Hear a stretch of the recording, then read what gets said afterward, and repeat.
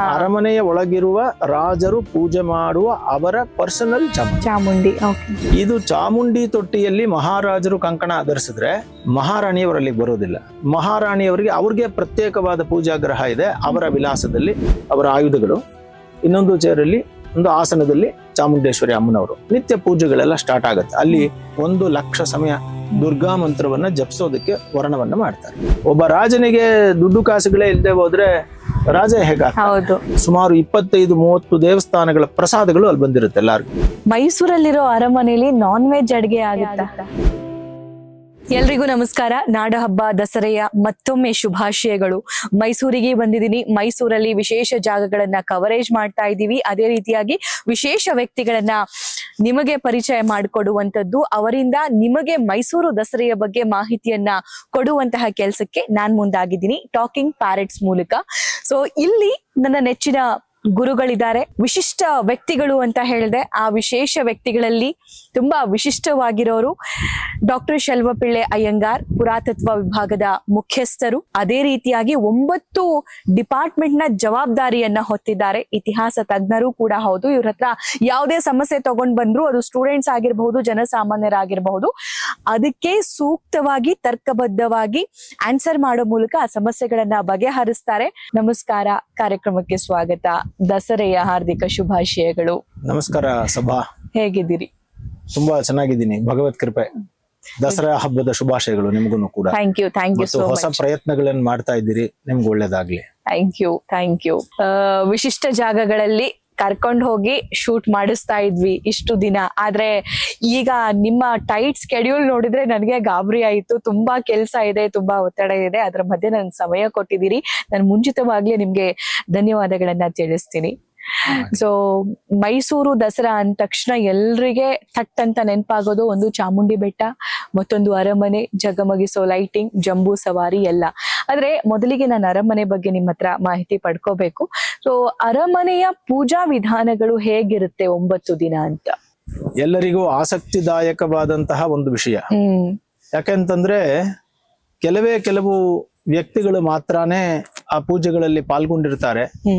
ಮತ್ತು ಹೊರಭಾಗದ ಎಲ್ಲ ನಾಡಹಬ್ಬದ ಆಚರಣೆಗಳಲ್ಲಿ ಸಾರ್ವಜನಿಕರು ಪಾಲ್ಗೊಳ್ಳಬಹುದು. ಮತ್ತು ವಿಡಿಯೋಗ್ರಾಫ್ಗಳು ಕೂಡ ಬೆಳಗ್ಗೆಯಿಂದ ಏನೇನ್ ಕಾರ್ಯಕ್ರಮಗಳಾಗ್ತಾ ಇದೆ ಅದನ್ನೆಲ್ಲ ತೋರಿಸ್ತಾ ಇರ್ತೀರಿ ನೀವು ಕೂಡ. ಅದರಿಂದ ಜನಸಾಮಾನ್ಯರು ಈ ನಾಡಹಬ್ಬ ದಸರೆಯ ಸಾಂಸ್ಕೃತಿಕ ಕಾರ್ಯಕ್ರಮಗಳು, ಹಾಡುಗಾರಿಕೆ ಅಥವಾ ನೃತ್ಯ ಅಥವಾ ಕುಸ್ತಿ, ಚಿತ್ರ, ಯೋಗ ಇತ್ಯಾದಿಗಳನ್ನೆಲ್ಲ ನೋಡ್ತಾ ಇರ್ತಾರೆ. ಎಲ್ಲರಿಗೂ ಒಂದು ಕುತೂಹಲ ಏನು ಅಂತಂದ್ರೆ, ಮೈಸೂರು ಅರಮನೆಯ ಒಳಭಾಗದಲ್ಲಿ ಸಾಂಪ್ರದಾಯಿಕ ದಸರಾವನ್ನ ನಡೆಸ್ತಾ ಇರುವಂತಹ ರಾಜದಂಪತಿಗಳು ಏನ್ ಮಾಡ್ತಾ ಇರ್ತಾರೆ, ಅಲ್ಲಿ ಏನ್ ನಡೆಯುತ್ತೆ ಅಂತ. ಯಾಕೆ ಇದು ನೀವು ಕೇಳಿದ ಪ್ರಶ್ನೆ ಅತ್ಯಂತ ಸೂಕ್ತವಾದದ್ದು ನೀವು ಹೇಳಿದ್ದು ಅಂತ ಅನ್ಸಿದ್ರೆ, ಇವತ್ತಿಗೂ ಕೂಡ ನಮಗೆ ಬಹಳ ಜನ ಫೋನ್ ಮಾಡ್ತಾರೆ, ಖಾಸಗಿ ದರ್ಬಾರ್ಗೆ ನಮ್ಮನ್ನು ಬಿಡಿಸ್ತೀರಾ? ಯಾಕಂದ್ರೆ ಖಾಸಗಿ ದರ್ಬಾರ್ಗೆ ಹೋಗೋದೇ ಒಂದು ಸಂತೋಷ ಜನ. ಯಾಕಂದ್ರೆ ಯಾರು ಇದೆಲ್ಲ ಬರೀ ಕತೆ ಕೇಳಿದೀವಿ ನಾವು. ಏನಂತ, ಆ ಕಾಲದಲ್ಲಿ ದೊಡ್ಡ ದೊಡ್ಡ ರಾಜರಿದ್ರು, ಗುಪ್ತರಿದ್ರು, ಮುಘಲರಿದ್ರು, ದೊಡ್ಡ ರಾಜರುಗಳಿದ್ರು, ಅಲ್ಲಿ ದರ್ಬಾರ್ಗಳು ನಡೀತಾ ಇತ್ತು. ಅಥವಾ ಬ್ರಿಟಿಷರು ನಡೆಸಿದ ದೆಹಲಿ ದರ್ಬಾರು ಅಂತ ಬರೀ ನಾವು ಈ ತರ ಪದಗಳನ್ನ ಕೇಳುವಾಗ್ಲೇ ನಮ್ಮ ಕಣ್ಣಿಗೆ ಬರೋದು ಸಮುದ್ರಗುಪ್ತ, ಚಂದ್ರಗುಪ್ತ, ಅಕ್ಬರ್ರು, ಈ ತರದ ಹೆಸರುಗಳು ಜ್ಞಾಪಕ ಬರ್ತದೆ.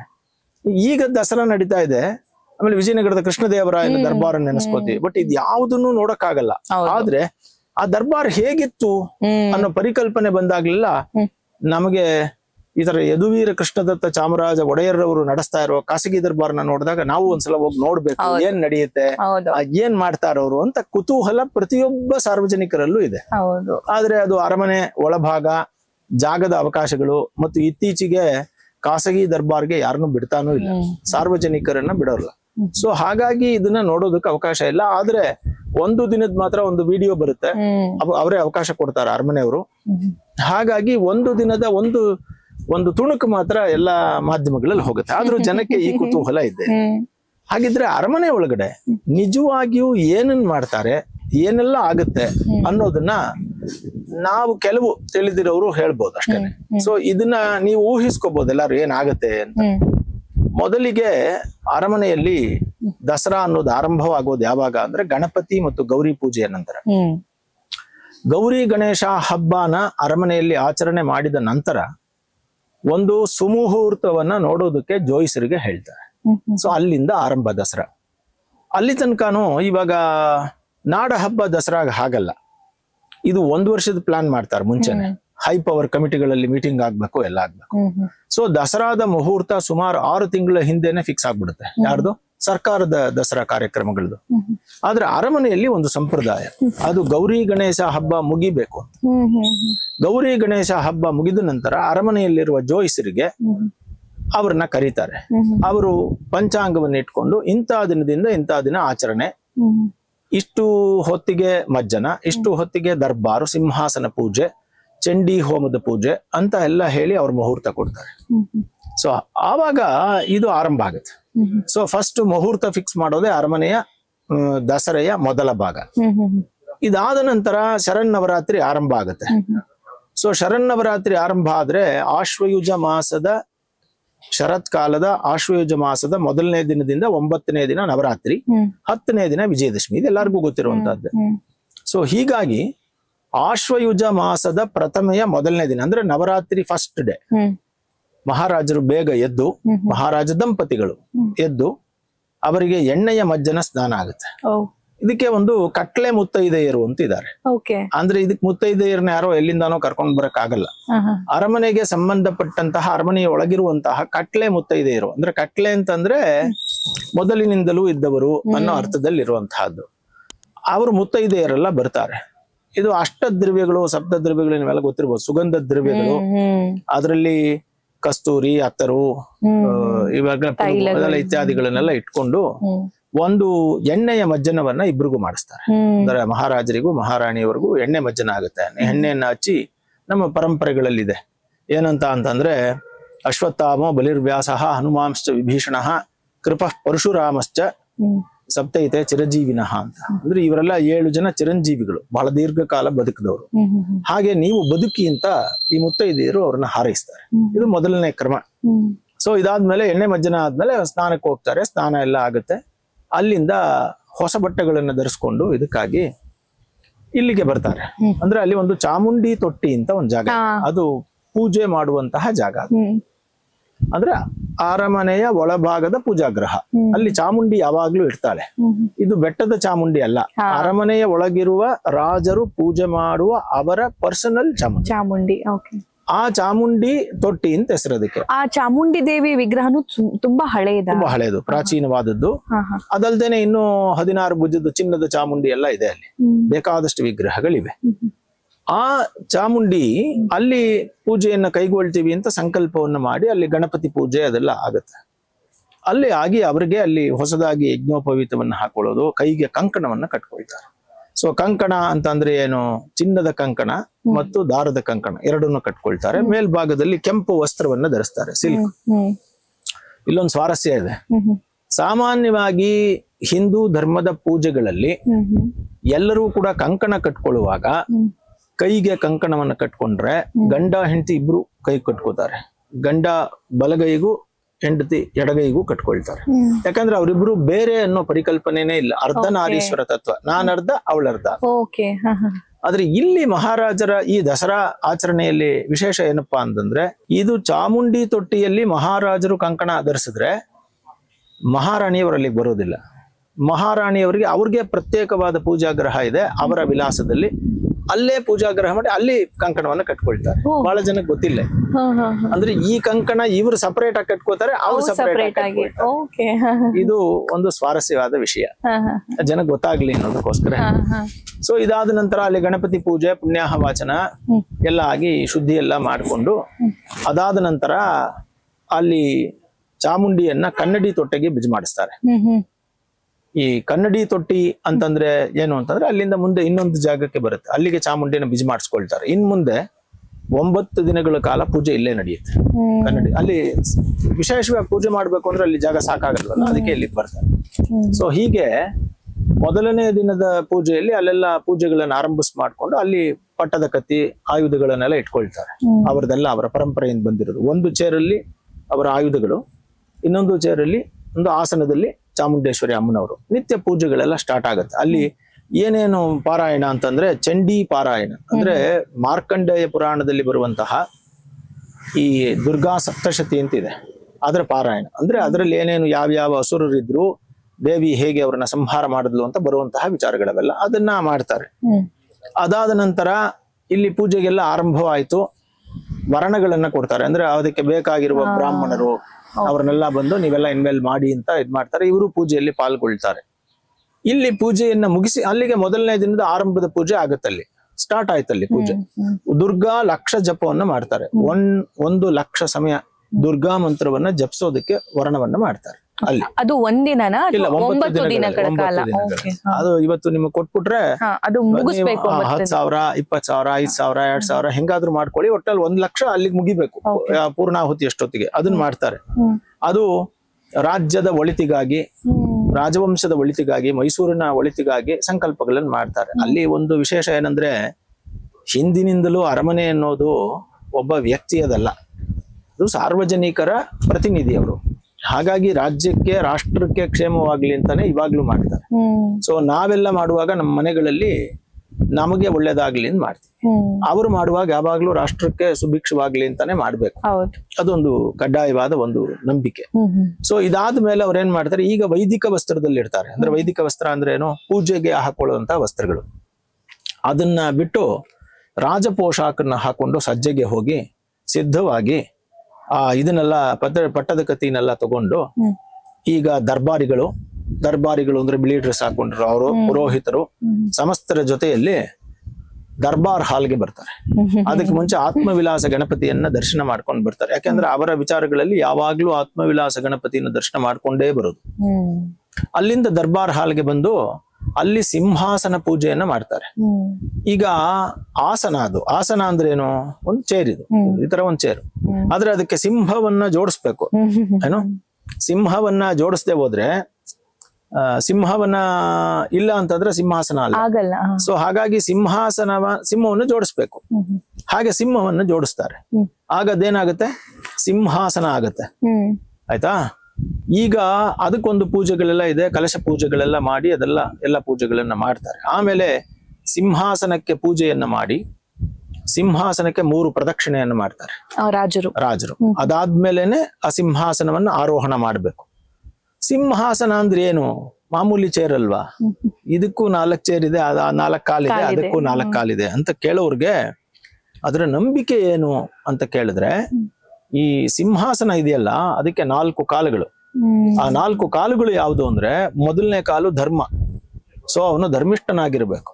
2ನೇ ಕಾಲು ಬಂದು ಜ್ಞಾನ, ಅವನಲ್ಲಿ ನಾಲೆಡ್ಜ್ ಇರ್ಬೇಕು. ಅಂದ್ರೆ ಯಾವುದು ತಪ್ಪು ಯಾವುದು ಸರಿ ಅಂತ ತೀರ್ಮಾನ ಮಾಡಕ್ ನಾಲೆಡ್ಜ್ ಇಲ್ದೆ ಹೋದ್ರೆ ಅವನು ರಾಜನಾಗಿ ಯಾವ ಇದನ್ನ ಕೊಡ್ತಾರ ಅವರು.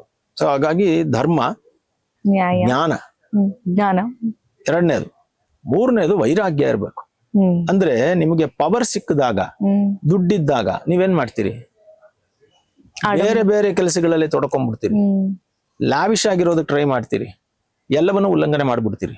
ಸೊ ಮನುಷ್ಯನಿಗೆ ಕಂಟ್ರೋಲ್ ಇರ್ಬೇಕು. ರೂಪ ಮತ್ತು ಹಣ ಮತ್ತು ಪವರ್, ಇದು 3 ಇದ್ಬಿಟ್ರೆ ಏನ್ ಬೇಕಾದ್ರೂ ಮಾಡ್ಬಿಡ್ತಾನೆ. ಕರೆಕ್ಟ್ ಅಲ್ವಾ. ಆಗ ಅದಿರ್ಬೇಕು ಅವನಿಗೆ. ವೈರಾಗ್ಯ ಅಂದ್ರೇನು, ನಂದಲ್ಲ ಇದು, ಈ ಸಮಸ್ತ ಐಶ್ವರ್ಯವು ನನಗೆ ಸೇರಿದಂಗೆ ಇದ್ರೂನು ಇದು ಜನಕ್ಕೆ ಸೇರಿದ್ದು ಅಂತ ವೈರಾಗ್ಯ ಇರ್ಬೇಕು. ರಿನೌನ್ಸಿಯೇಷನ್ ಅಂತ ಹೇಳ್ತೀವಲ್ಲ ಅದು. ಆಮೇಲೆ ಐಶ್ವರ್ಯ ಇರ್ಬೇಕು. ಒಬ್ಬ ರಾಜನಿಗೆ ದುಡ್ಡು ಕಾಸುಗಳೇ ಇಲ್ಲದೆ ಹೋದ್ರೆ ರಾಜ ಹೇಗ. ಸೊ ಐಶ್ವರ್ಯ, ಜ್ಞಾನ, ಧರ್ಮ, ವೈರಾಗ್ಯ, ಈ 4 ಕಾಲುಗಳು ಒಬ್ಬ ರಾಜನಾಗ್ಬೇಕಾದ್ರೆ ಇದ್ರ ಮೇಲೆ ನಾನಿದ್ದೀನಿ ಅಂತ ತೋರಿಸ್ಬೇಕು. ಅದ್ರ ಜೊತೆಗೆ ಏನಿರ್ಬೇಕು, ಶಕ್ತಿ ಇರ್ಬೇಕು. ಈಗ ನಿಮ್ಗೆ ಪವರೇ ಇಲ್ಲದೆ ಹೋದ್ರೆ ನೀವು ಶಾಂತಿಯನ್ನ ಸ್ಥಾಪನೆ ಮಾಡೋದಕ್ಕೆ ಆಗೋದಿಲ್ಲ. ಸೊ ಇದೆಲ್ಲ ಇರ್ಬೇಕು. ಅಂದ್ರೆ ಜ್ಞಾನವೂ ಇರ್ಬೇಕು, ವೈರಾಗ್ಯವೂ ಇರ್ಬೇಕು, ಐಶ್ವರ್ಯವೂ ಇರ್ಬೇಕು. ಇದಕ್ಕೆಲ್ಲ ಮೇಲೆ ಧರ್ಮ ಇರ್ಬೇಕು. ಆಮೇಲೆ ಧರ್ಮ ಅಂದ್ರೆ ಏನು ಅಂತ ಕೇಳ್ತಾರೆ. ಇದಕ್ಕೊಂದು ಪ್ರಶ್ನೆನ ಹೇಳ್ಬೇಕು, ನಾನು ಎಲ್ಲರಿಗೂ ಹೇಳ್ಬೇಕು. ಧರ್ಮ ಅಂತಂದ್ರೆ ಧಾರಣಾ ಧರ್ಮ ಅಂತ. ನಾವು ಇತ್ತೀಚೆಗೆ ಏನ್ ಮಾಡ್ಕೊಳ್ತೀವಿ, ಧರ್ಮ ಅಂದ್ರೆ ಒಂದೊಂದು ಹೆಸರನ್ನ ಹೇಳ್ಕೊಳ್ತಾ ಇರ್ತೀವಿ. ಹಿಂದೂ ಧರ್ಮ, ಮುಸ್ಲಿಂ ಧರ್ಮ, ಇಸ್ಲಾಂ ಧರ್ಮ, ಕ್ರಿಶ್ಚಿಯನ್ ಧರ್ಮ, ಜರೋಸ್ಟ್ರಿಯನ್ ಧರ್ಮ ಅಂತೆಲ್ಲ ಹೇಳ್ತೀವಿ. ಸೊ ಧರ್ಮದ ಮೂಲ ಸ್ವರೂಪ ಏನು ಅಂತಂದ್ರೆ ಸಮಸ್ತ ವಸ್ತುಗಳಲ್ಲಿ ದಯೆ ಮತ್ತು ಎಲ್ಲರನ್ನೂ ಸಮಾನವಾಗಿ ಕಾಣೋದೇ ಧರ್ಮ, ಮಾನವ ಧರ್ಮ. ಧರ್ಮ ಅದನ್ನೇ ಮಾನವ ಧರ್ಮ ಅಂತ ಹೇಳಿದ್ರು. ಸೊ ಪ್ರಧಾನವಾಗಿ ಧರ್ಮ ಅನ್ನೋದಿರ್ಬೇಕು. ಸೊ ಹಾಗಾಗಿ ವಿವೇಚನೆಗಳಿರ್ಬೇಕು. ಇವರು ಎಲ್ಲೋ ಏನೋ ಮಾಡ್ತಾ ಇದ್ದಾರೆ ಅಂದ ತಕ್ಷಣ ಅವ್ರು ಯಾರೋ ಇದರಿಂದ ಅವ್ರು ಸರಿ ಇಲ್ಲ ಹಂಗೆ ಬರಬಾರ್ದು. ಧರ್ಮ ಅಂದ್ರೆ ವಿವೇಚನೆ ಆಗಿರ್ಬೇಕದು. ಸೊ ಇದೆಲ್ಲವೂ ರಾಜರ ಲಕ್ಷಣಗಳು. ಆದ್ರಿಂದಲೇ ರಾಜರು ಸಿಂಹಾಸನದಲ್ಲಿ ಕುಂತ್ಕೊಳ್ತಾರೆ. ಇಲ್ಲಿ ಪಟ್ಟದ ಕತ್ತಿಯನ್ನ ಹಿಡ್ಕೊಂಡು ಕುಳಿತುಕೊಳ್ಳ ಅಂದ್ರೆ ಸಿಂಹಾಸನದಲ್ಲಿ ಕುಳಿತುಕೊಳ್ಳುವಾಗ ಪಟ್ಟದ ಕತ್ತಿ ಇರ್ಲೇಬೇಕು. ಆ ಪಟ್ಟದ ಕತ್ತಿ ಯಾಕಿರ್ಬೇಕು ಅಂತ ಕೇಳ್ತಾರೆ. ಪಟ್ಟದ ಕತ್ತಿಗೆ ಪೂಜೆ, ರಾಜ ಇಲ್ದೆ ಹೋದ್ರು ಕೂಡ ಪಟ್ಟದ ಕತ್ತಿಗೆ ಸಿಂಹಾಸನದಲ್ಲಿ ಕೂರಿಸಿ ಸಿಂಹಾಸನ ನಡೆಸಿರೋದೆಲ್ಲ ನೋಡ್ತೀವಿ. ಸಭಾಸದರೆಲ್ಲರೂ ಪಟ್ಟದ ಕತ್ತಿಗೆ ಗೌರವವನ್ನ ಕೊಡ್ತಾ ಇದ್ರು. ಏನು ಪಟ್ಟದ ಕತ್ತಿ? ಇದಕ್ಕೆ ಮಹಾಭಾರತದಲ್ಲಿ ಒಂದು ಚರ್ಚೆ ಬರ್ತದೆ. ಈ ಧರ್ಮರಾಜ ಅಂದ್ರೆ ಯುಧಿಷ್ಠಿರ ಶ್ರೀಕೃಷ್ಣ ಪರಮಾತ್ಮನನ್ನ ಕೇಳ್ತಾನೆ, ಈ ಕತ್ತಿ ಅನ್ನೋದಿದೆಯಲ್ಲ ಇದು ಸಂಹಾರದ ಪ್ರತೀಕ, ರಕ್ತದ ಪ್ರತೀಕ, ಕ್ರೌರ್ಯದ ಪ್ರತೀಕ. ಇದನ್ನ ಯಾಕೆ ನಾವು ಪೂಜೆ ಮಾಡ್ಬೇಕು? ಯಾಕಂದ್ರೆ ಕತ್ತಿನ ಬಳಸೋದೇ ಸಂಹಾರಕ್ಕೆ. ಆದ್ರೆ ಈ ಕತ್ತಿಗೆ ನಾವು ಪಟ್ಟದ ಸಿಂಹಾಸನದಲ್ಲಿ ಇಟ್ಟು ಪೂಜೆ ಎಲ್ಲ ಮಾಡ್ತೀವಲ್ಲ ರಾಜರಾದವರು, ಇದು ಸರಿಯೇ ಅಂತ ಒಂದು ಪ್ರಶ್ನೆಯನ್ನ ಕೇಳ್ತಾರೆ ಅವರು. ಸೊ ಅವಾಗ ಶ್ರೀಕೃಷ್ಣ ಪರಮಾತ್ಮ ಹೇಳ್ತಾರೆ, ಇಲ್ಲಪ್ಪ ಭೀಷ್ಮ ಶರಶಯ್ಯಲ್ಲಿ ಮಲಗಿದ್ದಾರೆ, ಅವರನ್ನ ಕೇಳು, ಅವರು ಸರಿಯಾದ ಉತ್ತರವನ್ನು ಹೇಳ್ತಾರೆ ಅಂತ. ಸೊ ಅದನ್ನೇ ಅನುಶಾಸನ ಪರ್ವ ಅಂತ ಕರೆಯೋದು. ಅಂದ್ರೆ ಭೀಷ್ಮರು ಹೇಳಿದ್ದೆಲ್ಲಾನು ಅಂತ. ಆ ಯುಧಿಷ್ಠಿರನಿಗೆ ಒಂದು ಮಾತನ್ನ ಹೇಳ್ತಾರೆ, ನೋಡು ಮಗು, ಈ ಕತ್ತಿ ಇದೆಯಲ್ಲ, ಈ ಕತ್ತಿ ಕ್ರೌರ್ಯದ ಸಂಕೇತವಲ್ಲ, ಸಂಹಾರದ ಸಂಕೇತವಲ್ಲ, ಇದು ಶಾಂತಿಯ ಸಂಕೇತ. ಹೌದಾ? ಹೌದು. ಆದ್ದರಿಂದಲೇ ರಾಜರಾದವರು, ಶಾಂತಿಯನ್ನ ಬಯಸುವ ಎಲ್ಲ ರಾಜರು ಕತ್ತಿಯನ್ನ ಇಟ್ಕೊಳ್ಳೇಬೇಕು, ಪವರ್ ಅನ್ನ ಇಟ್ಕೋಬೇಕು ಅಂತ ಹೇಳ್ತಾರೆ. ಅವಾಗ ಯುಧಿಷ್ಠಿರ ಇದು ಹೇಗೆ ಸಾಧ್ಯ ಅಂತ ಕೇಳ್ತಾ, ನನ್ನ ಸಭಾನು ಕೂಡ ಕತ್ತಿ ಅಂದ ತಕ್ಷಣ ನಮ್ಗೆಲ್ಲ ಕೊಲ್ಲೋದಕ್ಕೆ, ಹೆದರ್ಸೋದಕ್ಕೆ, ರಕ್ಷಣೆಗಂತ ಇಟ್ಕೊಳ್ತಾರೆ ಅಂತ, ನೀವು ಶಾಂತಿ ಅಂತಿದ್ದೀರಾ. ಅವಾಗ ಅವನು ಹೇಳ್ತಾನೆ, ಒಂದು ರಾಜ್ಯದ ಮೇಲೆ ಆಕ್ರಮಣವನ್ನ ಮಾಡೋದಕ್ಕೆ ಆ ರಾಜ್ಯ ಪವರ್ಫುಲ್ ಆಗಿದೆಯಾ ಇಲ್ವಾ ಅಂತ ಶತ್ರುಗಳು ಯೋಚನೆ ಮಾಡ್ತಾರೆ. ಶಸ್ತ್ರಾಸ್ತ್ರಗಳು ಇಲ್ಲದೆ, ಸೈನ್ಯ ಇಲ್ಲದೆ ಹೋದ್ರೆ ಅದ್ರ ಮೇಲೆ ಆಕ್ರಮಣ ಮಾಡ್ಬಿಡ್ತಾರೆ. ಯಾರ ಬಳಿಯಲ್ಲಿ ಶಸ್ತ್ರಾಸ್ತ್ರಗಳು ಸನ್ನದ್ಧವಾಗಿರ್ತದೋ ಅವ್ರ ಮೇಲೆ ದಾಳಿಯನ್ನ ಯಾರು ಮಾಡಲ್ಲ. ಸೊ ಅಲ್ಲಿಗೆ ಶಾಂತಿಯನ್ನ ಬಯಸೋನು ಒಳ್ಳೆ ಶಸ್ತ್ರಾಸ್ತ್ರಗಳನ್ನ ಇಟ್ಕೊಂಡ್ರೆ ನಿಮ್ಮ ಮೇಲೆ ದಾಳಿಯನ್ನ ಮಾಡಲ್ಲ. ಈಗ ಪ್ರಪಂಚದ ಬಹುತೇಕ ರಾಷ್ಟ್ರಗಳು ಕ್ಷಿಪಣಿಗಳನ್ನ, ಪರಮಾಣು ತಲೆಗಳನ್ನ ಯಾಕೆ ಇಟ್ಕೊಂಡಿದ್ದಾವೆ? ರಕ್ಷಣೆಗೆ. ನೀನೇನಾದ್ರೂ ಒಂದು ಸಲ ನನ್ನ ಮೇಲೆ ಯುದ್ಧ ಮಾಡಿದ್ರೆ ನಾನು ಇನ್ಮೇಲೆ ಯುದ್ಧ ಮಾಡ್ತೀನಿ ಅಂತ ಆ ಭಯಕ್ಕೆ ಸುಮ್ಮನಿದ್ದಾವೆ. ಅದರಿಂದ ಶಾಂತಿ ಇದೆ. ಸೊ ಅವಾಗ ಹೇಳ್ತಾನೆ, ಸೈನ್ಯದ ಹತ್ರ ಇರುವಂತಹ ಶಸ್ತ್ರಾಸ್ತ್ರಗಳಿದ್ರೆ ಗಡಿಯಲ್ಲಿ ಯಾರು ಒಳಗಡೆ ಬರಲ್ಲ. ಒಂದು ವೇಳೆ ಶಸ್ತ್ರಾಸ್ತ್ರಗಳೇ ಇಲ್ದೇನೆ ಸೈನಿಕರಿದ್ರೆ ಗಡಿಯಲ್ಲಿ ನುಗ್ಬಿಡ್ತಾರೆ. ಪೊಲೀಸ್ ಅವರ ಕೈಯಲ್ಲಿ ಗೋಲಿಬಾರ್ ಮಾಡುವ ಪ್ರಯತ್ನಕ್ಕೆ ಅವರಿಗೆ ಕೊಟ್ಟಿರುವ ಪಿಸ್ತೂಲು, ಲಾಠಿ ಎಲ್ಲ ಇರೋದ್ರಿಂದಾನೇ ಜನ ಹೆದರ್ತಾರೆ, ಶಾಂತಿಯಿಂದ ಇರ್ತಾರೆ. ಎಲ್ಲರೂ ಅಲ್ಲ, ಸಜ್ಜನರು ಯಾವತ್ತೂ ಶಾಂತಿಯಿಂದ ಇರ್ತಾರೆ. ದುಷ್ಟ ವ್ಯಕ್ತಿಗಳು ಪ್ರಯತ್ನ ಪಟ್ರೆ ಇವ್ರ ಹತ್ರ ಆಯುಧ ಇದೆ ಅಂತ ಎದುರ್ಕೊಂಡು ಸುಮ್ಮನೆ ಇರ್ತಾರೆ. ಅಲ್ಲಿಗೆ ಶಾಂತಿಯನ್ನ ಸ್ಥಾಪನೆಯನ್ನ ಬಯಸುವಂತಹ ಪ್ರತಿಯೊಬ್ಬನು ಶಸ್ತ್ರಾಸ್ತ್ರಗಳನ್ನು ಇಟ್ಕೊಂಡಿರ್ಬೇಕು ಅನ್ನೋದ್ರ ಪ್ರತೀಕವಾಗಿ ಕತ್ತಿಯನ್ನ ಯಾವಾಗ್ಲೂ ಇಟ್ಕೊಂಡಿರ್ತಾರೆ. ಸೊ ಹಾಗಾಗಿ ಕತ್ತಿಗೆ ಪೂಜೆ ಮಾಡೋದು, ಅದು ಕತ್ತಿ ಆಯುಧ ಅಂತಲ್ಲ, ಶಾಂತಿಯ ಸಂಕೇತ ಅಂತ. ಸೊ ಹಾಗಾಗಿ ಈ ದರ್ಬಾರ್ನಲ್ಲಿ 3 ಬಾರಿ ಪ್ರದಕ್ಷಿಣೆಯನ್ನ ಮಾಡಿ ಪಟ್ಟದ ಕತ್ತಿಯನ್ನ ಬಲಭಾಗದಲ್ಲಿ ಇಟ್ಕೊಳ್ತಾರೆ. ಹಾಗೆ ಇಟ್ಕೊಂಡ ತಕ್ಷಣ ನಿಧಾನಕ್ಕೆ ಮೆಟ್ಲನ್ನ ಹತ್ತುವಾಗ ರಾಜರಿಗೆ ಹಸ್ತಲಾಘವನ್ನ ಕೊಡ್ತಾರೆ. ಅಂದ್ರೆ ರಾಜರು ಹತ್ತುವಾಗ ಅವ್ರಿಗೆ ಇನ್ನೊಬ್ರು ಹೀಗೆ ಕೈ ಇಟ್ಕೊಳ್ತಾರೆ. ಆಗವ ಅಂತ ಕರೀತಾರೆ ಅದನ್ನ. ಅಂದ್ರೆ ಅವರು ಒಬ್ಬರೇ ಹತ್ತಬಾರ್ದು ಅಂತ ಸುಮ್ಮನೆ ಇದಕ್ಕೆ ಇಟ್ಕೊಳ್ತಾರೆ. ಅವರು ಹತ್ತಿ ನಿಂತ ತಕ್ಷಣವೇ ಒಂದು ಸೆಲ್ಯೂಟ್ ಅನ್ನ ತಗೊಳ್ತಾರೆ. ಅದಾಗಿದ ತಕ್ಷಣನೇ ರಾಜ್ಯಗೀತೆಯನ್ನ ಪೊಲೀಸ್ ಬ್ಯಾಂಡ್ ಅವರು ನುಡಿಸ್ತಾರೆ. ಅದೆಷ್ಟು ಚೆನ್ನಾಗಿರುತ್ತೆ ಅಂತಂದ್ರೆ, ಕಾಯೋ ಶ್ರೀ ಗೌರಿ ಅಂತ ಬರುತ್ತೆ. ಅದನ್ನ ನುಡಿಸ್ತಾ ಇದ್ದಾಗೆ ಒಂದು ರೋಮಾಂಚನ ಆಗುತ್ತೆ ಎಲ್ಲಾರ್ಗು. ಸಭಾಸದರೆಲ್ಲ ಎದ್ ನಿಂತ್ಕೊಳ್ತಾರೆ. ಆಮೇಲೆ ರಾಜರು ಕುಂತ್ಕೊಳ್ತಾರೆ. ಕುಳಿತುಕೊಂಡ ತಕ್ಷಣ ಮೊದಲನೇ ದಿನದ ದರ್ಬಾರಲ್ಲಿ ಸಿಂಹಾಸನ ಆರೋಹಣ ಆಯ್ತು. ಇವಾಗ ಶುಭ ಮುಹೂರ್ತದಲ್ಲಿ ಈಗ ಮೈಸೂರು ರಾಜಗುರುಗಳು ಅಂದ್ರೆ ಮಹಾರಾಜರಿಗೆ ಒಬ್ರು ಗುರುಗಳು. ಪ್ರತಿಯೊಂದು ಚರಿತ್ರೆನ ನೀವು ನೋಡಿ, ಈ ದೇಶದಲ್ಲಿ ಅಂತಲ್ಲ, ಎಲ್ಲಾ ದೇಶಗಳಲ್ಲೂ ರಾಜರಿಗೆ ಒಬ್ಬ ಗೈಡ್ ಮಾಡೋರು ಇದ್ದೇ ಇರ್ತಾರೆ. ಅವ್ರ ಗುರುಗಳು ಇದ್ದೇ ಇರ್ತಾರೆ. ಆ ಗುರುಗಳು ಶ್ರೀ ಶ್ರೀ ಬ್ರಹ್ಮತಂತ್ರ ಸ್ವತಂತ್ರ ಪರಕಾಲ ಸ್ವಾಮಿಗಳು. ಇವಾಗ ಇರೋರು ಅಭಿನವ ವಾಗೀಶ ಬ್ರಹ್ಮತಂತ್ರ ಸ್ವತಂತ್ರ ಮಹಾಸ್ವಾಮಿಗಳು. ಅವರ ಮಠದಿಂದ ಈ ಪ್ರಸಾದ ಅಕ್ಷತೆ ಎಲ್ಲ ಬಂದಿರುತ್ತೆ. ಅದೇ ತರ ಎಲ್ಲ ದೇವಸ್ಥಾನಗಳಲ್ಲಿ ಚಾಮುಂಡೇಶ್ವರಿ ದೇವಸ್ಥಾನದ್ದು, ಶೃಂಗೇರಿ ಮಠದ್ದು, ಮೇಲುಕೋಟೆ ಚಲುವನಾರಾಯಣ ಸ್ವಾಮಿದು, ರಂಗನಾಥ ಸ್ವಾಮಿದು, ಅಲ್ಲಿ ಒಳಭಾಗದಲ್ಲಿ ಸುಮಾರು ದೇವಸ್ಥಾನಗಳಿವೆ, 25ಕ್ಕೂ ಹೆಚ್ಚು ದೇವಸ್ಥಾನಗಳಿವೆ. ಪ್ರಸನ್ನ ಕೃಷ್ಣ ಸ್ವಾಮಿ ದೇವಸ್ಥಾನ, ವರಾಹ ಸ್ವಾಮಿ ದೇವಸ್ಥಾನ, ತ್ರಿನೇಶ್ವರ ಸ್ವಾಮಿ ದೇವಸ್ಥಾನ, ಹೀಗೆ ಅಲ್ಲಿರುವ ಎಲ್ಲಾ ದೇವಸ್ಥಾನಗಳಿಂದಲೂ ಸುಮಾರು 25-30 ದೇವಸ್ಥಾನಗಳ ಪ್ರಸಾದಗಳು ಅಲ್ಲಿ ಬಂದಿರುತ್ತೆ ಎಲ್ಲರಿಗೂ. ಅವರು ಅಕ್ಷತೆಯನ್ನ ಹಾಕಿ, ರಾಜ ನೀವು ಚೆನ್ನಾಗಿರಿ ಅಂತ ಅವರು ದೇವಿಯ ಆಶೀರ್ವಾದವನ್ನು ಅವ್ರಿಗೆ ತಲುಪಿಸ್ತಾರೆ. ಮತ್ತು ಅದೇ ಸಮಯದಲ್ಲಿ ಸಿಂಹಾಸನ ಆರೋಹಣ ಮೊದಲನೇ ದಿನ ಆದಾಗ ಇವರೆಲ್ಲರೂ ಸೇರಿ ಆ ಕಲಶಗಳನ್ನೆಲ್ಲ ಜೋಡಿಸಿರ್ತಾರಲ್ಲ, ಅದರಲ್ಲಿರುವ ತೀರ್ಥಗಳಿಂದ ಅಭಿಷೇಕವನ್ನು ಮಾಡ್ತಾರೆ, ಪ್ರೋಕ್ಷಣೆಯನ್ನು ಮಾಡ್ತಾರೆ ಮಹಾರಾಜರಿಗೆ. ಆವಾಗ ರಾಜರು ತಮ್ಮ ಕಿರೀಟವನ್ನು ಬಿಚ್ಚಿ ಕೈಯಲ್ಲಿ ಹಿಡ್ಕೊಂಡು ಆ ಪ್ರೋಕ್ಷಣೆಯ ನೀರು ತಲೆ ಮೇಲೆ ಬೀಳೋ ಹಾಗೆ ಅವರು ಅಂದ್ರೆ ಅದನ್ನ ಒಪ್ಪಿಸ್ಕೋತಾರೆ. ಅದಾದ ನಂತರ ಇವರೆಲ್ಲ ಅಕ್ಷತೆ ಪ್ರಸಾದಗಳನ್ನು ಕೊಟ್ಟಾಗ ಅವರಿಗೆ ಕೈಕಾಣಿಕೆಗಳು ಅಂತ ಹೇಳಿ ಒಬ್ಬೊಬ್ರಿಗೂ ಒಂದು ಕೈಕಾಣಿಕೆಯನ್ನು ಕೊಡ್ಬೇಕು ಅಂತ. ಆಗಿನ ಕಾಲದಲ್ಲಿ ಚಿನ್ನದ ನಾಣ್ಯಗಳು ಅವು ಇವು ಕೊಡ್ತಾ ಇದ್ರು. ಈಗ ಒಂದು ಕವರ್ ಅಲ್ಲಿ ಹಾಕಿ ಎಷ್ಟೋ ಒಂದು ಎನ್ವಲಪ್ ಅಲ್ಲಿ ಏನೋ ಒಂದು ಸಂಭಾವನೆ, ಅದು ಏನಿದೆ ಒಳಗೆ ಅನ್ನೋದು ಅವ್ರು ಕೊಟ್ಟಿರೋರ್ಗೂ ತಗೊಂಡಿರೋರ್ಗೂ ಗೊತ್ತು. ಅದು ಒಂದು ಗೌರವ ಅಷ್ಟೇನೆ, ಅದಕ್ಕೆ ಅದ್ರೊಳಗೆ ಏನಿದೆ ಎಷ್ಟಿತ್ತು ಅನ್ನೋದು ಮುಖ್ಯ ಆಗಲ್ಲ, ಒಂದು ಗೌರವ ಅಷ್ಟೇನೆ. ಅವ್ರಿಗೆಲ್ಲ ಬಂದಿರೋರ್ಗೆ ಕೊಡ್ತಾರೆ. ಆಮೇಲೆ ಮಹಾರಾಜರಿಗೆ ಬಾಕಿ ಸಭಾಸದರು ಅವರು ಬಂದು ನಜರ್ ಮತ್ತು ಮುಜರ್ಗಳನ್ನ ಅರ್ಪಿಸ್ತಾರೆ. ಅದು ನಿಮ್ಗೆಲ್ಲ ಗೊತ್ತಿರುವಂತಹದ್ದೇ, ಗೌರವ ಮತ್ತು ಉಡುಗೊರೆ ಅನ್ನೋ ಶಬ್ದಗಳಲ್ಲಿ ಬಂದಿದೆ. ಅದನ್ನ ನಜರೆ ಮುಜರೆ ಅಂತ ಇವರು ಕನ್ನಡಕ್ಕೆ ಮಾಡ್ಕೊಂಡಿದ್ದಾರೆ. ಅದು ಒರಿಜಿನಲಿ ನಜರ್ ಮುಜರ್ ಅನ್ನುವಂತಹ ಶಬ್ದಗಳಿಂದ ಬಂದಿರುವಂತಹದ್ದು. ಕನ್ನಡದಲ್ಲಿ ಅದು ನಜರೆ ಮುಜರೆ ಅಂತ ಆಗಿದೆ.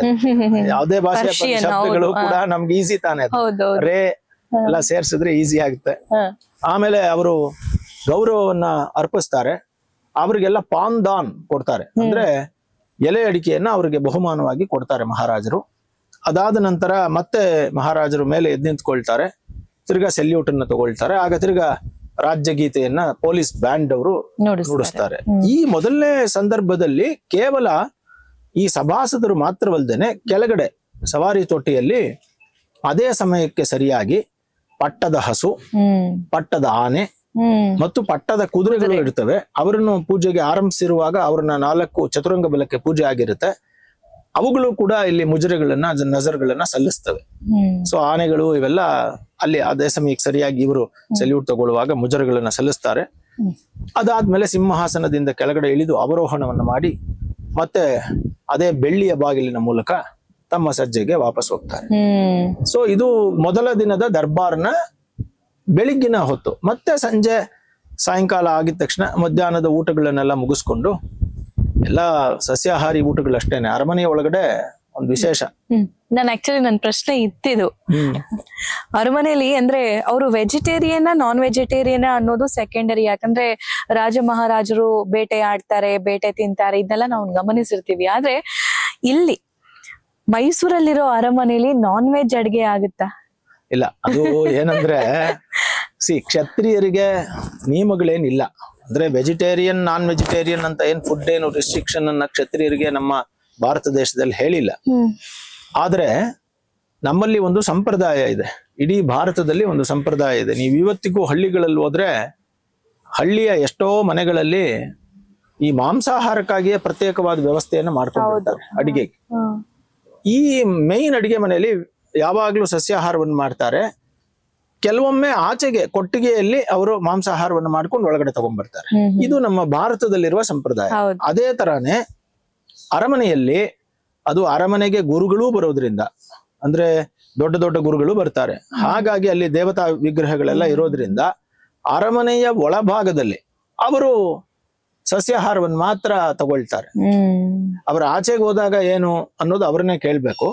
ಆದ್ರೆ ಅರಮನೆಯ ಒಳಭಾಗಕ್ಕೆ ಸಂಬಂಧಪಟ್ಟಂತೆ ಅಲ್ಲಿ ಸಸ್ಯಾಹಾರದ ಅಡಿಗೆಗಳೇ ಆಗೋದು, ಅಲ್ಲಿ ಸಸ್ಯಾಹಾರವನ್ನೇ ಬಳಸೋದು. ಸಸ್ಯಾಹಾರನೇ ಅವ್ರು ತಿನ್ನೋದು. ಸೊ ಅದು ಏನ್ ತಿಂತಾರೆ ಅನ್ನೋದು ಅದು ಇನ್ನೊಂದು ಪ್ರಶ್ನೆ. ಸೊ ಅಲ್ಲಿ ಅವರು ದೇವರಿಗೆ ಅರ್ಪಿಸಿದ ಎಲ್ಲ ಆಹಾರಗಳನ್ನ, ಪ್ರಸಾದಗಳನ್ನ ಸ್ವೀಕರಿಸ್ತಾರೆ. ಮಧ್ಯಾಹ್ನ ಸ್ವಲ್ಪ ಹೊತ್ತು ವಿಶ್ರಾಂತಿಲಿದ್ದು ದೇವಿ ಮಹಾತ್ಮೆ ಎಲ್ಲ ನೋಡ್ಕೊಂತ ಮತ್ತೆ ಸಂಜೆ ಆಗೋಷ್ಟೊಳಗೆ ಪೋಷಾಕನ್ನ ಧರಿಸಿ ಮತ್ತೆ ದರ್ಬಾರ್ಗೆ ಬರ್ತಾರೆ. ಸೊ ಸಂಜೆಯಲ್ಲಿಯೂ ಕೂಡ ಇದು ದರ್ಬಾರ್ ನಡೆಯುತ್ತೆ. ಮೊದಲನೇ ದಿನ ಮಾತ್ರ ಬೆಳಿಗ್ಗೆ ದರ್ಬಾರ್ ನಡೆಯುತ್ತೆ, ಇತರ ದಿನಗಳಲ್ಲೆಲ್ಲ ಸಾಯಂಕಾಲದಲ್ಲಿ ಸಂಜೆ ಹೊತ್ತಲ್ಲಿ ದರ್ಬಾರ್ಗಳು ನಡೆಯುತ್ತೆ. ಸೊ ಇದರಲ್ಲಿ ಪ್ರತಿ ದಿನಾನು ಹೀಗೇನೆ 9 ದಿನಗಳು ಕನ್ನಡಿ ತೊಟ್ಟೆಯಲ್ಲಿ ಪೂಜೆ ಆಗ್ತಾ ಇರುತ್ತೆ. ಸೊ ಚಾಮುಂಡಿಗೆ ಮತ್ತು ಇಲ್ಲಿ ಆ ಪೂಜೆಗಳಲ್ಲೆಲ್ಲ ಇವರೇ ಪಾಲ್ಗೊಳ್ಬೇಕು, ಅದೇ ನಿಯಮ. ಸೊ ಇದ್ರ ನಡೀತಾ ಇರುವಾಗ ಸರಸ್ವತಿ ಪೂಜೆ ಬರ್ತದೆ. ಸಾಮಾನ್ಯವಾಗಿ 6ನೇ ದಿನ ಬರುತ್ತೆ, ಅಂದ್ರೆ ಮೂಲಾ ನಕ್ಷತ್ರಕ್ಕೆ ಸರಿಯಾಗಿ ಸರಸ್ವತಿ ಪೂಜೆ ಬರುತ್ತೆ. ಆವತ್ತು ಈ ಎಲ್ಲ ಪುಸ್ತಕಗಳು ಮತ್ತು ತಾಳೆಗರಿಗಳು, ವೀಣೆ, ಸಂಗೀತ ವಾದ್ಯಗಳು ಇವುಗಳನ್ನೆಲ್ಲ ಇಟ್ಟು ಅತ್ಯಂತ ಪ್ರೀತಿಯಿಂದ ಪೂಜೆಯನ್ನ ಮಾಡ್ತಾರೆ. ಯಾಕಂದ್ರೆ ಸರಸ್ವತಿ ಅನ್ನೋದು ವಿದ್ಯೆಯ ಅಧಿಪತಿಯಿಂದ. ಸೊ ವಿದ್ಯೆಗೆ ಅಧಿಪತಿಯಾದಂತಹ ಸರಸ್ವತಿ ದೇವಿಯನ್ನ ಆವತ್ತು ಈ ಪುಸ್ತಕಗಳ ಮೂಲಕ, ಜ್ಞಾನದ ಮೂಲಕ ಅವರು ಆರಾಧನೆಯನ್ನ ಮಾಡ್ತಾರೆ. 7ನೆಯ ದಿನ ಕಾಳರಾತ್ರಿ ಪೂಜೆ. ಹೌದು, ಇದು ವಿಶೇಷವಾದಂತಹ ಪೂಜೆ. ಕಾಳರಾತ್ರಿ ಪೂಜೆ ಅರಮನೆಯಲ್ಲಿ ಅತ್ಯಂತ ವೈಭವದ ಒಂದು ಪೂಜೆಯ ವಿಶಿಷ್ಟವಾದ ಪೂಜೆ. ಎಷ್ಟು ವಿಶಿಷ್ಟವೋ ಅಷ್ಟೇ ನಿಯಮದಿಂದ ಆವತ್ತು ನಡ್ಕೊಳ್ತಾರೆ. ಯಾಕೆ ಅಂತಂದ್ರೆ ಮಾರ್ಕಂಡೇಯ ಪುರಾಣದ ಪ್ರಕಾರ ಆವತ್ತು ಚಾಮುಂಡೇಶ್ವರಿ ದೇವಿ ಅಂದ್ರೆ ಮಹಿಷಾಸುರ ಮರ್ದಿನಿ ಮಹಾಲಕ್ಷ್ಮಿ ಮಹಿಷಾಸುರನನ್ನ ಸಂಹಾರ ಮಾಡಿದ ದಿನ ಅಂತ ನಂಬ್ತಾರೆ. ಸೊ ಆವತ್ತು ಏನಾಗುತ್ತೆ ಅಂದ್ರೆ ಕನ್ನಡಿ ತೊಟ್ಟಿಯಲ್ಲಿ ಚಾಮುಂಡಿ ವಿಗ್ರಹವನ್ನ ಇಟ್ಟಿರ್ತಾರೆ. ಅದರ ಎದುರು ಭಾಗದಲ್ಲಿ ಮಹಿಷಾಸುರನ ಪ್ರತಿಮೆಯನ್ನ ಇಟ್ಟಿರ್ತಾರೆ. ಒಂದು ಕೋಣ, ಮಹಿಷಾಸುರ ಅಂದ್ರೆ ಏನು? ಒಂದು ಕೋಣ, ಬಫೆಲೋ, ಡಿಮನ್ ಬೆಫಲೋ, ಅಲ್ಲಿ ಒಂದು ಕ್ಲೀನ್ ಆಗಿ ಒಂದು ಕೋಣವನ್ನು ಇಟ್ಟಿರ್ತಾರೆ, ಇನ್ನೇನು ಇಲ್ಲ, ಕೋಣ. ಆ ಕೋಣದ ತಲೆಗೆ ಚಾಮುಂಡಿಯ ಕೈಯಿಂದ ಒಂದು ಹಗ್ಗದಲ್ಲಿ ಬಾಣವನ್ನ ಕಟ್ಟಿರ್ತಾರೆ. ಈ ಪಾರಾಯಣಗಳು ಎಲ್ಲ ನಡೀತಾ ಇರುತ್ತೆ. ಕರೆಕ್ಟ್ ಆಗಿ ಮಾರ್ಕಂಡೇಯ ಪುರಾಣದ ಈ ಪ್ರಸಂಗ ಬರುತ್ತೆ. ಏನಂತ? ತಾಯಿ ದೇವಿ ಮಹಿಷಾಸುರ ಮರ್ದಿನಿಯಾಗಿ ಅತ್ಯಂತ ಕ್ರೋಧದಿಂದ ಮಹಿಷಾಸುರನನ್ನ ಸಂಹಾರ ಮಾಡಿದ್ಲು ಅಂತ ಪುರಾಣದಲ್ಲಿ ಅವ್ರು ಓದ್ತಾರೆ. ಅಂದ್ರೆ ಪಾರಾಯಣ ಮಾಡ್ತಾರೆ ಅವರು. ಆ ಕ್ಷಣವೇ ದೇವಿಗೆ ಆರತಿಯನ್ನ ಮಾಡಿ ಈ ಹಗ್ಗಕ್ಕೆ ಒಂದು ಚಿಕ್ಕ ಊದುಬತ್ತಿಯಿಂದ ಇದನ್ನ ಕೊಡ್ತಾರೆ, ಬೆಂಕಿಯನ್ನ ಕೊಡ್ತಾರೆ. ಅದು ಪಟಾಕಿ. ಅದು ಆ ಪಟಾಕಿ ಜೋರಾಗಿ ಹೋಗಿ ಪಟ್ ಅಂತ ಹೊಡೆಯುತ್ತೆ ಆ ವಿಗ್ರಹಕ್ಕೆ. ಯಾವ್ದಕ್ಕೆ? ಕೋಣಕ್ಕೆ. ಕೋಣ 2 ಭಾಗ ಆಗುತ್ತೆ. ಕೋಣದ ತಲೆಯ ಭಾಗದಿಂದ ಅಸುರ ಕೈಯಲ್ಲಿ ಕತ್ತಿ ಹಿಡ್ಕೊಂಡು ಮೇಲಕ್ಕೆ ಬರ್ತಾನೆ. ಹಿಂಗೆ ಕೋಣದ ಒಳಭಾಗ, ಕೋಣದ ತಲೆ ಕೆಳಗಡೆ ಬೀಳುತ್ತೆ. ಕೋಣದ ಆಚೆಗೆ ಮಹಿಷಾಸುರ ಬರ್ತಾನೆ. ಆ ತಕ್ಷಣ ಕುಂಕುಮದ ನೀರನ್ನ ಅಲ್ಲೆಲ್ಲ ಚೆಲ್ಲಿ ಅವನ ತಲೆ ಮೇಲೆಲ್ಲ ರಕ್ತಾಭಿಷೇಕವನ್ನು ಮಾಡಿ, ಅದು ರಕ್ತ ಅಂದ್ರೆ ಕೆಂಪು ಅಂತ, ಅದನ್ನ ತೆಗೆದು ದೇವಿಗೆ ಅರ್ಪಿಸಿ ಶಾಂತಗೊಳಿಸುವ ಪ್ರಯತ್ನವನ್ನು ಮಾಡ್ತಾರೆ. ಬೇರೆ ಬೇರೆ ಪಾರಾಯಣಗಳಲ್ಲಿ ಶಾಂತಳಾಗುವಂತ ಅವಳನ್ನ ಪ್ರಾರ್ಥನೆ ಮಾಡ್ತಾರೆ. ಆಮೇಲೆ ಮಹಾರಾಜರೇ ಆರತಿಯನ್ನೆಲ್ಲ ಮಾಡ್ತಾರೆ. ಅಲ್ಲಿಗೆ ನಾನಾ ವಿಧವಾದ ಸ್ತೋತ್ರಗಳು, ಪಾರಾಯಣಗಳು ಎಲ್ಲ ನಡೆದು ತಾಯಿ ಚಾಮುಂಡಿ ಪ್ರೀತಿಯಾಗಿ ಶಾಂತಳಾಗಿರ್ಲಿ ಅಂತ ಪ್ರಾರ್ಥನೆಯನ್ನು ಮಾಡ್ತಾರೆ. ಹೀಗೆ ಆ ಮಹಿಷಾಸುರ ಅರ್ಧ ಬಂದಿರೋ ಶಿಲ್ಪ ನೀವು ನೋಡಿರ್ಬೋದು ಎಲ್ಲಾದ್ರೂ ಶಿಲ್ಪಗಳಲ್ಲಿ, ಹಾಗೆಯೇ ಅಲ್ಲಿ ಮಾಡ್ತಾರೆ. ಇದಕ್ಕೆ ಕಾಳರಾತ್ರಿ ಪೂಜೆ ಅಂತ ಹೆಸರು. ಅವತ್ತು ಚಾಮುಂಡಿನ ಕಾಳರಾತ್ರಿಯಾಗಿ ತಲೆ ಕೂದಲೆಲ್ಲ ಕೆದರಿರೋ ಹಾಗೆ, ಕೈಯಲ್ಲಿ ಪಾನಪಾತ್ರೆಯನ್ನ ಹಿಡಿದಿರೋ ಹಾಗೆ, ತ್ರಿಶೂಲದಿಂದ ತೋರಿಸಿದ್ದಾರೆ. ಅವತ್ತು ಅವಳು ಸೌಮ್ಯಳಲ್ಲ, ಅವಳು ಆ ಪುರಾಣದಲ್ಲಿ ಬರ್ತದೆ. ಮಹಿಷಾಸುರ ಕೋಪಗೊಂಡಾಗ, ಅಂದ್ರೆ ಅವನು ಕೆಳಗಡೆ ಬಿದ್ದಾಗ್ಲೂ ಕೂಡ ತಾಯಿ ಇನ್2 ನಿಮಿಷ ಸಮಾಧಾನವಾಗಿರು, ನಾನು ಈ ಮಧುವನ್ನ ಕುಡಿತಾ ಇದ್ದೀನಿ, ನನ್ನ ಆವೇಶ ಇಳಿಬೇಕು ಅಂತ ಇದನ್ ಮಾಡ್ತಾಳೆ ಅಂತ. ಹಾಗೆ ಅದೇ ರೂಪದಲ್ಲಿ ಅವಳನ್ನ ಮಾಡ್ತಾರೆ. ಇದು ಪುರಾಣದಲ್ಲಿ ಬರ್ತದೆ. ಈ ಮಧು ಅಂದ್ರೆ ಆಧುನಿಕ ಹೆಂಡ ಅಂತ ತಗೊಳ್ಬೇಡಿ, ಅದೆಲ್ಲ ಅದು ಸರಿ ಇಲ್ಲ. ಅದು ಯಾಕೆಂದ್ರೆ ಇದು ಆಲ್ಕೋಹಾಲ್ಗೂನು ಆವತ್ತಿನ ಕಾಲದ ದೇವಲೋಕ, ಅಂದ್ರೆ ಈ ಅನೇಕ ಸಸ್ಯಗಳಿಂದ ಮಾಡಿರುವಂತಹ ಏಟು ಬಿದ್ರೂ ಕೂಡ ಮೈ ಮೇಲೆ ಆ ನೋವುಗಳನ್ನ ಮರೆಸುವಂತಹ ಒಂದು ಸ್ವೀಟ್ ಅದು. ಅದನ್ನ ನಾವೇನ್ ಮಾಡ್ಬಿಡ್ತೀವಿ ಇವಾಗ, ಇದನ್ನ ತಗೊಂಡ್ಬಿಡ್ತೀವಿ. ಇದು ತಪ್ಪಾಗುತ್ತೆ ಇದು. ಯಾಕಂದ್ರೆ ಇದು ಕಂಟ್ರೋಲ್ ಅನ್ನೇ ತಪ್ಪಿಸ್ಬಿಡುತ್ತೆ ಮೈಂಡ್. ಅದು ಕಂಟ್ರೋಲ್ ಹೋಗೋದಿಲ್ಲ ಅಲ್ಲಿ. ಸೊ ಹೀಗೆ ಕಾಲರಾತ್ರಿಯ ಪೂಜೆ ಅತ್ಯಂತ ಸಂತೋಷವಾಗಿ ನಡೆಯುತ್ತೆ. ಸೊ ಆ ದೇವಿ ಆ ಸಂಹಾರ ಮಾಡ್ತಾಳೆ. ಇದರಲ್ಲಿ ಚರ್ಚೆಗಳಿವೆ. ಈ ಮಹಿಷಾಸುರ ಯಾರು ಅಂತ. ಮಹಿಷಾಸುರ ಅರ್ಧ ಕೋಣ ಅರ್ಧ ಮನುಷ್ಯ. ಪ್ರತಿಯೊಬ್ಬ ಮನುಷ್ಯನಲ್ಲಿಯೂ ಅರ್ಧ ಒಳ್ಳೆ ಭಾಗ ಇರುತ್ತೆ, ಅರ್ಧ ಕೆಟ್ಟ ಭಾಗ ಇರುತ್ತೆ. ಆ ಅರ್ಧ ಕೆಟ್ಟ ಭಾಗದ ಸಂಹಾರವೇ ಮಹಿಷಮರ್ದಿನಿಯ ಸಂಹಾರದ ರೀತಿ. ಈ ಮಹಿಷಾಸುರ ಅಂತಂದ್ರೆ ಯಾರೋ ಎಲ್ಲೋ ಇರೋದಲ್ಲ, ಮುಖ್ಯವಾಗಿ ನಮ್ಮೊಳಗಿರುವಂತಹ ಅರಿಷಡ್ ವರ್ಗಗಳು. ನಾವೇನ್ ಮಾಡ್ತೀವಿ, ಯಾವತ್ತು ಮನುಷ್ಯರಿಗೆ ಎರಡು ಮುಖ. ಹೌದು. ಸಾಮಾನ್ಯವಾಗಿ ಒಂದು ಮುಖ ಮಾತ್ರ ತೋರಿಸ್ತಾ ಇರ್ತೀವಿ, ಅದು ಮನುಷ್ಯ ಮುಖ. ಇನ್ನೊಂದು ನಮ್ಮೊಳಗಡೆ ಒಂದು ಕೋಣದ ಅಜ್ಞಾನದ ಮುಖ ಇದೆ, ಅದನ್ನ ಯಾವತ್ತೂ ತೋರಿಸೋದಿಲ್ಲ. ಅದು ಬೇರೆ ಬೇರೆ ತರ ಇರ್ತದೆ. ನಮ್ ಜೊತೆಲೇ ಇರೋದು, ಇವನನ್ನೇನಾದ್ರೂ ಮಾಡಿ ಮಟ್ಟ ಹಾಕ್ಬೇಕು, ಇದು ಎರಡು ಮುಖಗಳು ಪ್ರಪಂಚದ ಎಲ್ಲ ಮನುಷ್ಯರಿಗೂ ಉಂಟು. ಅದರ ಸಂಹಾರವೇ ಮಹಿಷಾಸುರ ಮರ್ದಿನಿಯ ಪ್ರತೀಕ ಕಾಲರಾತ್ರಿಯ ಸಂಹಾರ. ಸೊ ಆವತ್ತು ವಿಶೇಷವಾದ ಪೂಜೆ ಅರಮನೆಯಲ್ಲಿ ಅತ್ಯಂತ ನಿಯಮದಿಂದ ನಡ್ಕೊಳ್ತಾರೆ. ಅದಾಗಿದ ತಕ್ಷಣ ಮಾರನೇ ದಿನ ದುರ್ಗಾಷ್ಟಮಿ ಪೂಜೆಗಳೆಲ್ಲ ನಡೆಯುತ್ತೆ. ಅದಕ್ಕೆ ನೆಕ್ಸ್ಟ್ ದಿನ ಆಯುಧ ಪೂಜೆ ಮಹಾ ವೈಭವ. ಆವತ್ತು 32 ವಿಧವಾದ ಆಯುಧಗಳನ್ನ ತೆಕ್ಕೊಂಡು, ಹಿಂದಿನ ಕಾಲದ ಆಯುಧಗಳನ್ನೆಲ್ಲ, ಅಂದ್ರೆ ನಾಲ್ವಡಿ ಅವರು ಬಳಸ್ತಾ ಇದ್ದಿದ್ದು, ವಿಜಯನಗರ ಸಾಮ್ರಾಜ್ಯದಿಂದ ಬಂದಿರುವ ಪಟ್ಟದ ಕತ್ತಿ, ಅದೆಲ್ಲ ಚಿನ್ನ ಮತ್ತು ಸ್ವರ್ಣದಿಂದ ಮಾಡಿರುವಂತಹದ್ದು, ನವರತ್ನಗಳಿಂದ ಮಾಡಿರುವಂತಹದ್ದು. ಆಮೇಲೆ ರಣಧೀರ ಕಂಠೀರವ ಬಳಸ್ತಾ ಇದ್ದಂತಹ ಕತ್ತಿ. ಆಮೇಲೆ ಅದೇ ತರ ಶಿವಾಜಿ ಮಹಾರಾಜರ ಒಂದು ಬಾಗ್ನ ಕದ್ದಿದೆ ಅಲ್ಲಿ, ಅಂದ್ರೆ ಅದೆಲ್ಲ ಪ್ರತಿಕೃತಿಗಳು. ಆಮೇಲೆ ಬೇರೆ ಬೇರೆ ಆಯುಧಗಳು, ಈ ತರ ಭೃಶುಂಡಿಗಳು, ಖಡ್ಗಗಳು ಎಲ್ಲ. ಅದೇ ತರ ಟಿಪ್ಪು ಹೈದರ್ ಕಾಲದ ಕತ್ತಿಗಳು ಎಲ್ಲ ಇದೆ ಅದ್ರಲ್ಲಿ, ಎಲ್ಲ ಇದೆ. ಅದರಲ್ಲಿ ಕೆಲವು ಆಯುಧಗಳನ್ನು ತಗೊಂಡು ಇಲ್ಲಿ ಇಟ್ಕೊಂಡು ಪೂಜೆ ಮಾಡ್ತಾರೆ. ಅದರಲ್ಲಿ ಕೆಲವೆಲ್ಲ ನೀವು ಹೋಗಿ ಅಲ್ಲಿ ಹಿಸ್ಟ್ರಿನ ನೋಡಿದ್ರೆ ಎಲ್ಲ ಡೈರೆಕ್ಟ್ ಆಗಿ ಅಲ್ಲಿಂದಾನೇ ಬಂದಿರೋದು, ಅವ್ರು ಬಳಸಿದ್ದೆ ಅಂತ ಗೊತ್ತಾಗುತ್ತೆ. ಅಂದ್ರೆ ಹಿಂದಿನ ಪೂರ್ವಿಕರ ಪರಂಪರೆಯಿಂದ ಬಂದಿರುವಂತಹ ಆಯುಧಗಳು. ಅದೇ ತರ ಈ ಸಮುರಾಯಿ ಯುದ್ಧದ ಕಲೆಗಳು, ಅಂದ್ರೆ ಜಪಾನ್ದು ಅದು ಇದೆ. ಆಮೇಲೆ ಚಿಕ್ಕ ಪಿರಂಗಿಗಳನ್ನ ಆ ಕಾಲದಲ್ಲಿ ಯೂಸ್ ಮಾಡ್ತಿದ್ದು ಎಲ್ಲ ಇದೆ. ಅಂದ್ರೆ ಕೆಲವು ಬಳುವಳಿಯಾಗಿ ಬಂದಿದೆ, ಕೆಲವು ಅವರ ಪರಂಪರೆಯಲ್ಲೇ ಬಂದಿದೆ. ಸೊ ಈ ಎಲ್ಲ ಆಯುಧಗಳಿಗೂ ಅವರು ಪೂಜೆಯನ್ನ ಮಾಡ್ತಾರೆ. ಈ ಆಯುಧ ಪೂಜೆಯನ್ನ ಕಲ್ಯಾಣ ಮಂಟಪದಲ್ಲಿ ಮಾಡ್ತಾರೆ, ಅದೊಂದು ದೊಡ್ಡ ವೈಭವ. ಆಮೇಲೆ ಹೊರಗೆ ಬರ್ತಾರೆ, ಅಲ್ಲಿ ಅವರು ತಮ್ಮ ಕಾರುಗಳು, ರಥಗಳು, ಪಲ್ಲಕ್ಕಿಗಳು, ಅದೆಲ್ಲದಕ್ಕೂ ಪೂಜೆಯನ್ನ ಮಾಡ್ತಾರೆ. ನಿಮ್ಗೆ ಇದೆಲ್ಲ ವಿಜುವಲ್ಸ್ ಸಿಗುತ್ತೆ, ನೋಡಿರ್ಬೋದು, ನೀವು ಎಲ್ಲರೂ ನೋಡಿರ್ತಾರೆ. ಇದೆಲ್ಲ ಆಗಿ ಆವತ್ತು ವಿಶೇಷ ಏನಪ್ಪಾ ಅಂದ್ರೆ ಚಂಡಿ ಹೋಮದ ಪಾರಾಯಣ ಮುಗಿಯುತ್ತೆ. ಆವತ್ತು 1,00,000 ದುರ್ಗಾ ಜಪ ಮಂತ್ರ ಹೋಮ ಮುಗಿಯುತ್ತೆ. ಆವತ್ತು ಚಂಡಿ ಪೂರ್ಣಾಹುತಿ ಆಗುತ್ತೆ ಹೋಮದ್ದು. ಆಗ ಕಂಕಣವನ್ನ ವಿಸರ್ಜನೆ ಮಾಡ್ತಾರೆ.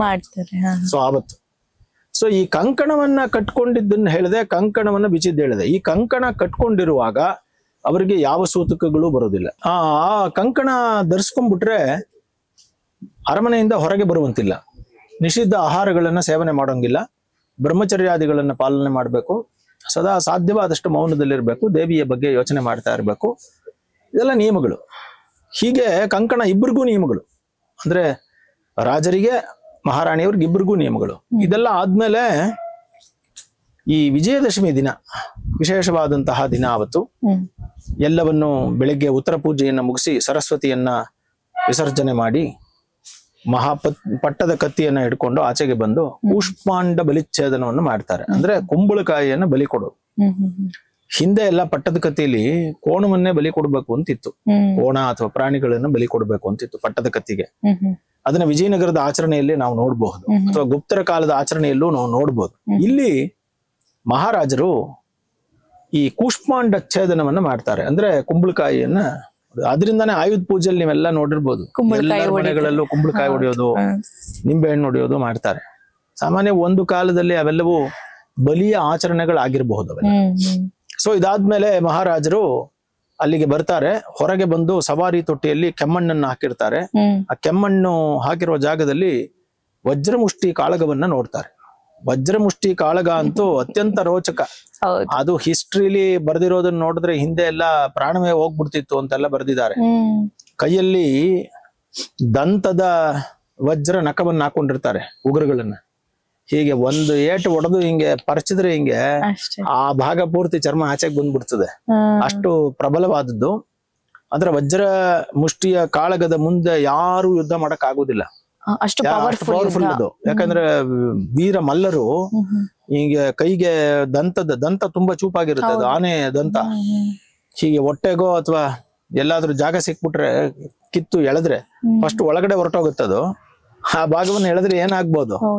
ಸೊ ವಜ್ರಮುಷ್ಟಿ ಕಾಳಗವನ್ನ ಆಡ್ತಾ ಇದ್ದಂತಹ ಮಲ್ಲರ ಎದುರುಗಡೆ ಯಾರು ಯುದ್ಧ ಮಾಡಕ್ ಆಗ್ತಾ ಇರ್ಲಿಲ್ಲ. ಸೊ ರಾಜರ ಪಡೆಗಳಲ್ಲಿ ಹಿಂದೆ ಈ ವಜ್ರಮುಷ್ಟಿ ಮಲ್ಲರುಗಳಿರ್ತಿದ್ರು, ಜಟ್ಟಿಗಳಿರ್ತಿದ್ರು. ಅದರ ಪ್ರತೀಕ ಅವರು ವಜ್ರಮುಷ್ಟಿ ಕಾಳಗವನ್ನು ಮಾಡ್ತಾರೆ. ಈಗ ಸಾಂಕೇತಿಕವಾಗಿ ಮಾಡ್ತಾರೆ, ಬಟ್ ಸಾಂಕೇತಿಕ ಆದ್ರೂನು ಒಬ್ರಿಗೆ ಒಬ್ರು ಹೊಡೆದಾಗ ಅವರ ತಲೆಯಿಂದ ರಕ್ತ ಕೆಳಗಡೆ ಬೀಳ್ಬೇಕು. ನೆಲಕ್ಕೆ ರಕ್ತ ಬೀಳದೆ ಹೋದ್ರೆ ಊರಿಗೆ ಒಳ್ಳೇದಲ್ಲ ಅನ್ನೋದು ಅವ್ರ ನಂಬಿಕೆ. ಸೊ ಹಾಗಾಗಿ ಇವತ್ತಿಗೂ ಕೂಡ ಅವರು ರಕ್ತ ಬರೋ ತನಕ ಹೊಡೆದಾಡ್ತಾರೆ. ಅಲ್ಲಿಂದನೇ ಅಧಿಕೃತ ಚಾಲನೆ ಅಂತ ಹೇಳ್ತೀವಿ. ಅಲ್ಲಿಂದ ವಿಜಯದಶಮಿ ಜಂಬೂ ಸವಾರಿಗೆ ಚಾಲನೆ ಅಂತ. ಸೊ ಹಾಗಾಗಿ ಮಹಾರಾಜರು ಅದನ್ನ ಮುಗಿಸ್ಕೊಂಡು ಆಮೇಲೆ ತಮ್ಮ ಪಟ್ಟದ ಕತ್ತಿಯನ್ನೆಲ್ಲ ಹಿಡಿದು ಪಲ್ಲಕ್ಕಿಯಲ್ಲಿ ತಾವೇ ಇಟ್ಟು ಭುವನೇಶ್ವರಿ ಮಂಟಪಕ್ಕೆ ಹೋಗ್ತಾರೆ. ಹಿಂದೆ ಅದನ್ನ ಬನ್ನಿ ಮಂಟಪಕ್ಕೆ ಹೋಗ್ತಾ ಇದ್ರು. ಇವಾಗ ಅದು ತಪ್ಪೋಯ್ತು. 1969ರಲ್ಲಿ ಅದು ಆ ಪ್ರಾಕ್ಟೀಸ್ ನಿಂತೋಯ್ತು. ಅಲ್ಲಿಂದ ಮುಂದಕ್ಕೆ ಇವ್ರು ಏನ್ ಮಾಡ್ತಾ ಇದ್ದಾರೆ, ಅಲ್ಲೇ ಭುವನೇಶ್ವರಿ ದೇವಿ ಹತ್ರ ಒಂದು ಶಮಿ ವೃಕ್ಷ ಇದೆ, ಬನ್ನಿ ವೃಕ್ಷ. ಆ ಮರಕ್ಕೆ ಹೋಗಿ ಪೂಜೆಯನ್ನು ಮಾಡಿ ಅಲ್ಲಿ ಆಯುಧಗಳನ್ನೆಲ್ಲ ಪೂಜೆ ಮಾಡಿ ಬನ್ನಿ ಮಹಾಕಾಳಿಯನ್ನ ಪೂಜೆ ಮಾಡಿ ಬನ್ನಿಯನ್ನ ತಗೊಂಡು ಹೊನ್ನಿನಂತೆ ಮಾತಾಡೋಣ ಅಂತ ಒಂದು ಗಾದೆ ಇದೆ ಉತ್ತರ ಕರ್ನಾಟಕ. ಬನ್ನಿಯನ್ನ ಕೊಟ್ಬಿಟ್ಟು ಎಲ್ಲರಿಗೂ ಒಳ್ಳೇದಾಗ್ಲಿ ಅಂತ ಹೇಳ್ತಾರೆ. ಪೂಜೆಯನ್ನು ಮುಗಿಸಿ ಮತ್ತೆ ಬನ್ನಿ ತಗೊಂಡು ಬಂಗಾರದಂಗಿರೋಣ. ಕರೆಕ್ಟ್. ಹಾಗೆ ಬನ್ನಿಯನ್ನ ಮುಗಿಸ್ಕೊಂಡು ಆ ಬನ್ನಿ ಯಾತ್ರೆಯನ್ನು ಮುಗಿಸ್ಕೊಂಡು ಮತ್ತೆ ಬರ್ತಾರೆ. ಇಲ್ಲಿ ನಾವೊಂದು ಗಮನಿಸ್ಬೇಕು, ಇವತ್ತಿಗೂ ಕೂಡ ಶ್ರೀ ಯದುವೀರ ಕೃಷ್ಣದತ್ತ ಚಾಮರಾಜ ಒಡೆಯರ್ರವರು ಬನ್ನಿ ಪೂಜೆಯನ್ನು ಮಾಡಿ ಆ ಬನ್ನಿ ಕೊಡುವಾಗ ಅಲ್ಲಿದ್ದ ಪೊಲೀಸರು DCPಗಳಾಗಿರ್ಬೋದು, ಅಂದ್ರೆ IAS IPS ಇವ್ರಿರ್ಬೋದು, ಪತ್ರಕರ್ತರಿರ್ಬೋದು, ದೊಡ್ಡ ದೊಡ್ಡ ವಿಜ್ಞಾನಿಗಳಿರ್ಬೋದು, ಯಾರೇ ಇದ್ರು ಅತ್ಯಂತ ಭಕ್ತಿಯಿಂದ ಗೌರವದಿಂದ ತಗೊಳ್ತಾರೆ. ಅದು ಆ ರಾಜವಂಶಕ್ಕೆ ಇವತ್ತಿಗೂ ಕೊಡ್ತಾ ಇರುವಂತಹ ಮರ್ಯಾದೆಗೆ ಸಾಕ್ಷಿ. ಸೊ ಹೀಗೆ ನಾನು ನೋಡಿದೀನಿ, ಬಹಳ ಜನ ಭಕ್ತಿಯಿಂದ ಬಗ್ಗೆ ಅದನ್ನ ತಗೊಳ್ತಾರೆ. ನಮ್ಗೆ ಸಿಕ್ಕಿದ್ರೆ ರಾಜರ ಕೈಯಲ್ಲಿ ಸಿಕ್ಕಿದ್ರೆ ಒಂದು ವಿಶೇಷ ಅಂತ ತಗೊಳ್ತಾರೆ. ನಿಜ ನಿಜ. ಈ ಕುತೂಹಲನೂ ಕೂಡ ಹೌದಲ್ವಾ? ಅಂದ್ರೆ ಈಗ್ಲೂ ಅರಮನೆಯಲ್ಲಿ ಏನಾಗುತ್ತೆ, ಅರಮನೆಯಲ್ಲಿ ಏನ್ ತಿಂತಾರೆ, ಅರಮನೆ ಪೂಜೆ ಹೆಂಗಿರುತ್ತೆ, ಅರಮನೆ ಪೋಷಾಕ್ ಹೆಂಗಿರುತ್ತೆ, ತಿಳ್ಕೊಳ್ಳೋ ಕುತೂಹಲ. ಹೌದು, ಯಾಕಂದ್ರೆ ಬಟ್ ನಾವು ಕರ್ನಾಟಕದವರಿಗೆ ಅದ್ ನೋಡೋ ಭಾಗ್ಯ ಸಿಕ್ಕಿದೆ ಅಲ್ವಾ? ಅದೇ ಹೌದು, ನಿಜ.